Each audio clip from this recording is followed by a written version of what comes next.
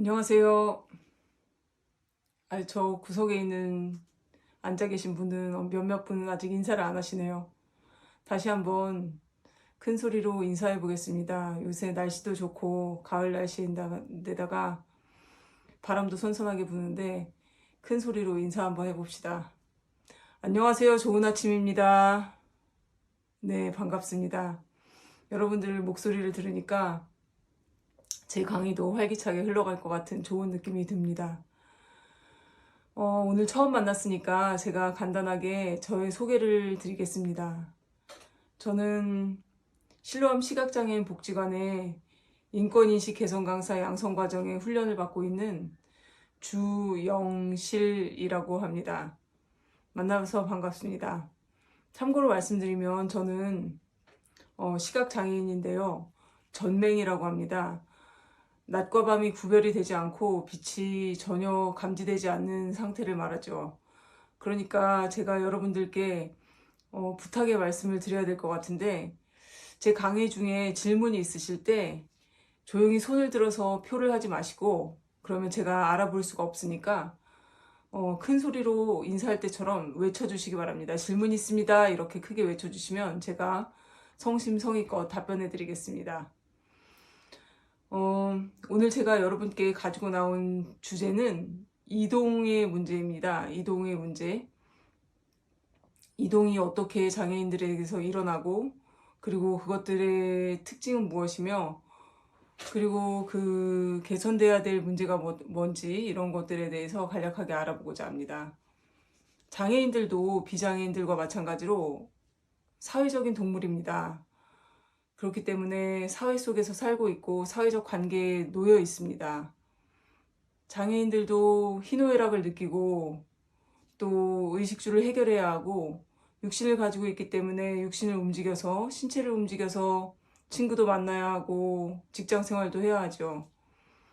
그럴 때 따르는 것이 이동의 문제인데 장애인들 중에서 청각장애나 언어장애 또는 안면장애를 가지고 계신 분들은 비장애인들처럼 똑같이 이동하는데 아무런 문제가 없습니다. 단지 문제가 되는 것은 이들이 장애가 문제가 되는 것이 아니라 외부에 놓여 있는 장애물들이 장애가 됩니다. 예를 들어서 생각해 봅시다. 장사하시는 분들이 물건을 길거리에다 내놓고 노상 다 점유해 놓고서는 이렇게 물건을 판다고 했을 때 그것들이 걸리적거리는 것이라든지, 혹은 보도블록을 다 들춰내고 나무를 심어서 보도블록이 균일하게 깔려있지 않아서 장애물이 된다는 것입니다. 이런 것들은 비장애인들과 마찬가지로 똑같은 보도 행위를 하는 데 있어서 장애물이 되는 것입니다. 두 번째의 경우에는 전혀 이동을 스스로 할 수가 없이 이동을 받아야 하는 경우를 생각해 볼 수가 있습니다.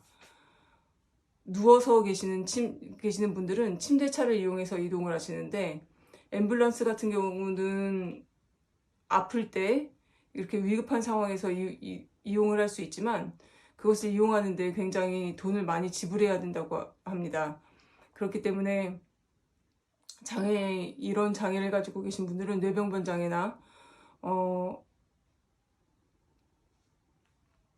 소아마비 뇌병변 장애를 가지고 계신 분들은 이동하는데 아주 어려움이 많습니다. 콜밴 같은 그 택시를 이용하시는 것도 휠체어를 이용하시는 분들을 위해서 개조는 되어 있지만 침대차를 위해서는 개조하기가 어려워서 아주 일상생활을 하는 데는 여전히 개선되어야 될 부분이 많이 있습니다. 세 번째로 정신장애를 가지고 계신 분들을 생각해 볼 수가 있는데요. 정신장애를 가지고 계신 분들은 지적장애나 또는 자폐성 장애를 가지고 계신 분들, 이런 분들은 스스로 육체적으로 걸을 수 있는 능력은 있지만 보호자를 필요로 해서 이동을 해야 하는 경우입니다. 이런 분들이 보호자와 함께 공공교통시설을 이용할 때 어려운 점은 사람들의 주목을 받는다는 것입니다. 그 정신장애를 가지고 계신 분들이 정신장애적인 특징을 나타내 보이는 소리를 낸다거나 그런 행동을 할 때 사람들의 주목을 받기 때문에 그런 것들이 보호자들에게 불편을 끼쳐서 교통수단을 이용하는 데 어려움이 있다고 합니다. 실제로 장애인 실태조사에 따르면은 가장 많이 이용하는 교통수단은 자가용입니다. 그리고 자가용 이후에 많이 이용하시는 것은 일반 버스, 그리고 지하철과 전철이 세 번째고요. 그리고 네 번째가 일반 택시입니다. 네 번째로 또 생각해 볼 수 있는 것은 휠체어를 이용하시는 분들의 이동 방법입니다. 이분들은 2001년도에 우이도역 사건이라고 있었습니다. 시골에서 전라도에서 노 부부가 서울에 있는 아들네 집을 방문하려고 상경을 했는데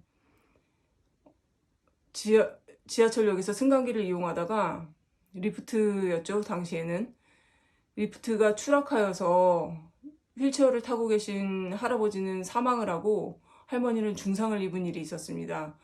이 일을 계기로 해서 휠체어를 이용하시는 분들이 대거 서울역에서 집단 농성을 벌이고 서울역을 점거하고 그런 사태가 있었는데요. 그런 일 이후에 지하철역에 엘리베이터도 설치를 하고 육교에도 엘리베이터를 설치하고 또 횡단보도에는 턱을 없애서 그 높낮이를 조절하는 한편 뭐 저상버스도 도입하고 이러한 좋은 많은 일들이 이때를 기점으로 해서 일어났습니다. 그런데 여전히 문제가 되는 것은 한 휠체어를 타신 분이 어렵사리 지하철을 타고 목적지에 도달을 했는데 목적지에 도달하고 나서 건물에 진입할 수가 없게 된 거예요. 건물이 문이 좁고 휠체어를 통과하지 못하는 문이고 또 더 심한 것은 층계로 되어 있어서 경사로가 설치되어 있지 않았다는 것입니다. 그래서 목적지에 도달했어도 건물에 진입하지 못하는 경우가 많이 있다고 합니다. 이런 것도 아직도 개선되어야 될 문제로 남아 있습니다. 다섯 번째로 또 생각해 볼 수 있는 것은 목발이나 흰지팡이 같이 보조수단을 이용하는 경우입니다. 시각장애인들이 흰지팡이를 사용하여서 이동할 때는 지하철역이나 인도에 선형블럭이나 저명블럭들이 설치되어 있는 것을 사용합니다. 그런데 선형블럭이나 저명블럭이 잘못 놓아져 있어서 그 길을 헤매게 되는 경우가 많이 있고요.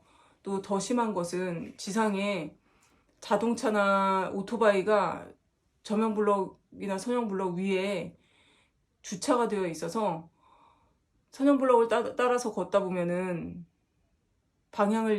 우회를 해야 되기 때문에 방향을 잃기가 쉽고 장애물에 부딪혀서 자동차에 부딪혀서 부상을 입게 되는 경우도 많이 있다고 합니다. 저 역시 그런 경험이 많이 있습니다.